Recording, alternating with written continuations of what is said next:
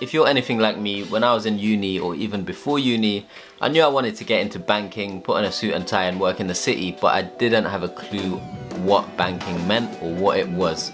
And so I could have saved a lot of time and effort if I had a network or connections in the industry, but unfortunately I didn't have that. However, I do have lots of resources that I want to share with you today, and hopefully you can cut down on your effort and time in securing your spring weeks and internships by using some of these free resources. What is going on YouTube? Welcome back to the channel. For those of you that are new here, my name's Afzal Hussein. Yes, different angle today. You're seeing a bit more of the study. I thought I'd mix it up, you know.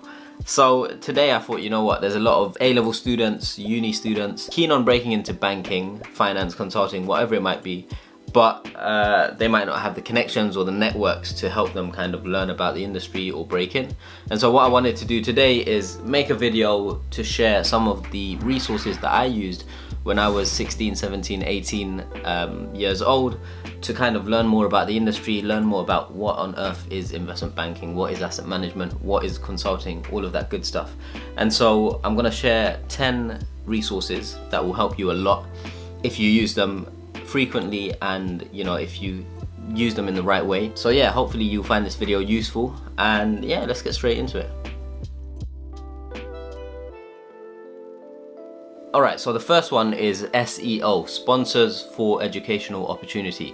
They're a charity and they have offices in London and New York, and it's basically a charity that helps Black, Asian and minority ethnic young people break into careers that they otherwise might not, you know, think about breaking into or be well connected or find it easy to break into. So aspirational careers like law, banking, consulting, so on and so forth. SEO are really good. So they do programs for pre-uni students and uni students. They basically have a presence and a relationship with every big bank and consulting firm and law firm. They do, you know, fast track programs. They do lots of different programs. So you have to apply to get in. You need decent grades to be selected, which I disagree with. If you're focused on BAME as a charity, that should be your main thing, not just top grades, because people's circumstances differ. Anyway, that's a whole different topic. They do lots of like insight day type events, lots of presentations. Because they work with a lot of the different banks and consulting firms and law firms, they get access to a lot of the industry employees, lots of presentations, so they can host a lot of events. Obviously it's COVID, so a lot of this is done online, but definitely if you are Black, Asian or minority ethnic, white, but from a working class background, I think that's one of their criteria. So low socio-economic background, you can apply as well. I applied to them, I got in, and through them I got an interview with Barclays Private Banking. So yeah, they get your CV fast-tracked sometimes, and then it's obviously up to you, but they're a very good resource, so I definitely recommend them. Second resource is the Brokerage CityLink. They're based in London, it's another charity, and I used them when I was not in university, just before university, when I was trying to figure out what is banking, what is all of this stuff, and just putting myself out there, going to events hosted by them. They are similar to SEO, they've got good links and connections with companies in the industry, so they do events, they do mentorship programs and all that good stuff, so definitely check them out as well.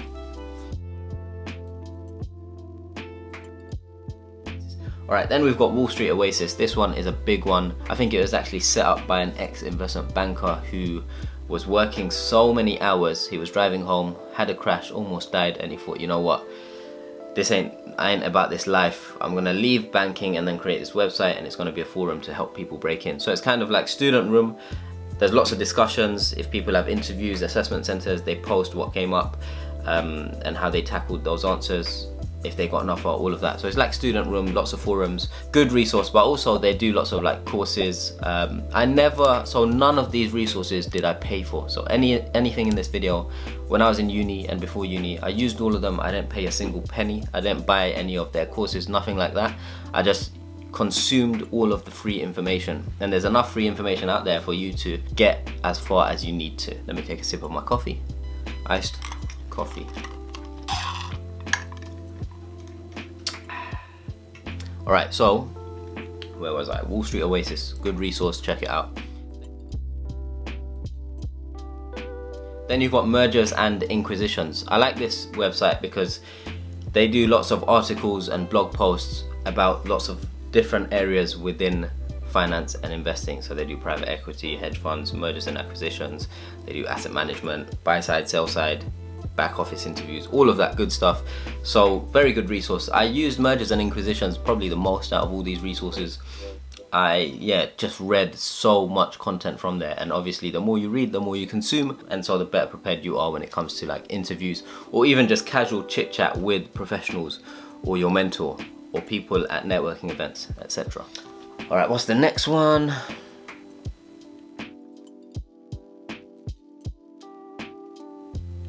All right, Investopedia.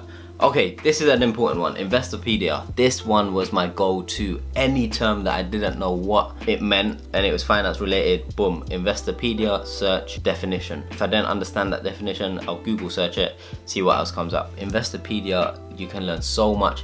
Like there's so much jargon in the world of finance, consulting, law, engineering, whatever it is.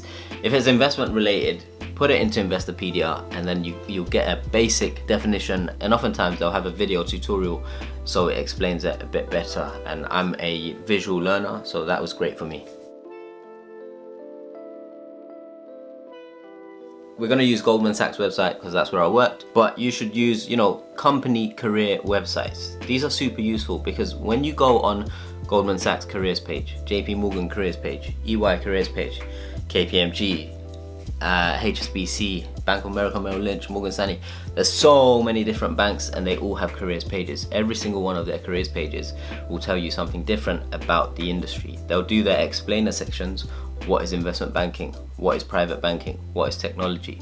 What is operations? What is risk? All of that. And they'll do it in their own way. So when you learn it from Goldman, you learn it from HSBC, you learn it from Morgan Stanley, you'll see that there's commonalities across the board. And then it allows you to paint a bigger picture of the different divisions. So that's very important. But also, all of these banks, they're constantly holding events, whether it's online or in person. And that's an opportunity for you to kind of put something on your CV, for you to go to these events and learn more about that bank and the industry. It allows you, once again, to increase your knowledge. The best interviewers are the people that go into interviews and they crush it because it's a reflex. The responses are automatic. They know their stuff. They don't need to think twice, nothing's scripted. And the reason, or the way you get there, is by consuming enough information that you just feel comfortable about the knowledge. Like I'm talking to you right now about all of this stuff because I've done it for a long time and I'm confident in my level of knowledge in this area, and so it comes easy to me. However, if I tried to talk to you about rocket science or anything that I wasn't an expert in, then it would be a lot harder and it doesn't come off as genuine. So the more you consume, the more you learn, the easier it becomes. Bloomberg is great, Financial Times is great, but Financial Times can cost money. So one resource that I used was Google Finance. So if you go into Google Finance, you can see all the latest finance trends, news. And also what I did when I was in uni, if you go Google Alerts, you can set alerts for things that you care about. So when I was in uni, I set alerts for like Goldman Sachs, internships, stock market, anything finance related. I put an alert, and then what it does when there's new news about it, it sends you an email. Google Alerts is great, but Google Finance, use that to get up to date with your commercial awareness, find out what's going on in the world. You've got to keep up to date with what's going on in the world of geopolitics, financial markets, anything and everything that can influence your role or the investment bank that you're applying to. And so Google Finance is a great resource to do that. Financial Times is great, but it is expensive. It's not cheap, especially for a student. However, in the UK, most universities' economics and finance department offer Financial Times subscriptions for free. Not sure how it's set up in the US and the rest of the world, but check with your uni. If you are paying 9, 10 plus 30, 40, 50 grand for your degree, the least an economics department can do is a Financial Times subscription for all of their students. And also they'll get it at a discount. Like I'm sure FT do like a school's discount or a university discount. So do push for that. It's a great way to keep up to date. Download the app on your phone. You can see latest news relevant to you. So yeah, that's what I did throughout uni. Okay, the next one is very simple. Not many people do it, and that's using Google.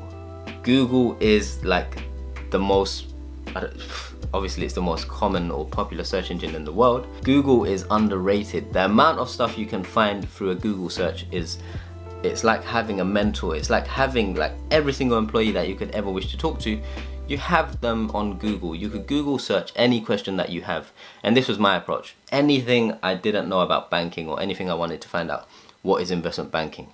I would Google search it and then click on the first 10 to 15 links and read everything on those links. It might sound long and arduous, but that's the best way, or that's a very good way of learning foreign content, to get it stuck in here and learn a bit more.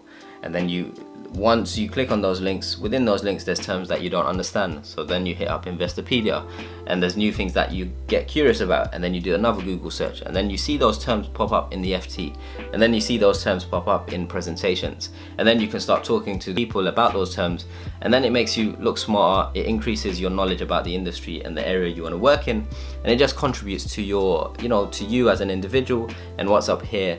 And it just it helps so much. So Google search is underrated, highly recommend it. And last but not least, obviously when we're students and we are looking at applying to jobs and stuff, we're always curious about salaries. So one resource that I used was Glassdoor.com. You can easily Google search investment banking analyst salary, consulting associate salary, whatever it might be. Glassdoor usually has good results for salary information, so if you're interested in that, check it out. I'll link all the resources that I mentioned in this video. I'll put them in the video description below. Check them out, do some further reading, and yeah, good luck. Hopefully this video was useful. Good luck with your applications, and I will see you in the next video. Peace.